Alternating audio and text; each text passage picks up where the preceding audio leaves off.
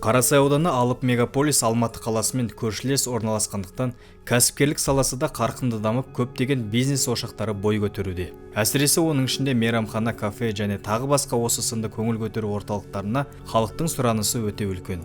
Сондықтан да бизнесмендер осы бағытта кәсібін домалатып жұмыс істеуде. Алайда олардың көбі дерлік құрылыс жүргізу тәртібін сақтамай, көптеген заңсыз бұзушылықтарға жол беруде. Қазіргі кезде ауданымызда құзырлы органдардан тиісті құжаттарын дайындамай, құрылыс монтаж жұмыстарын инспекциялауды жүргізу кезінде сәулет, қала құрылысы және құрылыс қызметі саласындағы заңнама талаптарын, сондай-ақ құрылыс нормалары мен ережелерін бұзғандар анықталуда.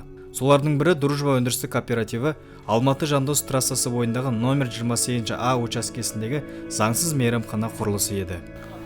Осы мейрамхана объектісіне ұйғарым берілген. Құрылыс монтаждау жұмыстары лицензиясы бар мердігерлік ұйымсыз және де белгіленген тәртіппен сараптама өткізбей, жобалау сметалық құжаттамасыз, сондай-ақ техникалық авторлық қадағалаусыз шаруашылық тәсілмен құрылыс монтаждау жұмыстарын жүргізген. Жоспардан тыс тексеру жұмыстары жүргізіп, сол кезде анықталып, бүгінгі күнде мемлекет сәулет құрылыс бақылау басқармасымен өз бетімен салынған объектінде бұзуға міндетті деп сотқа талап арыз берілген.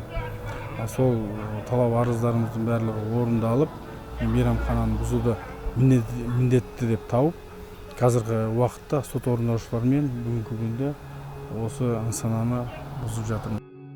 Қазір ауданымызда дәл осындай заңсыздыққа бой алдырған 86 кәсіпкерге айыппұл салынып, хаттама толтырылған. Ал олардың ішінде 3 нысан иесіне ұйғарым беріліп, ісі сотқа жіберілген. Еліміздегі әр нысан заң аясында құрылысы жүргізіліп, құжаттары тиісті әдіспен рәсімделуі қажет. Сюжетті дайындағандар Дидар Мұхамадиев және Бағдәулет Талипов.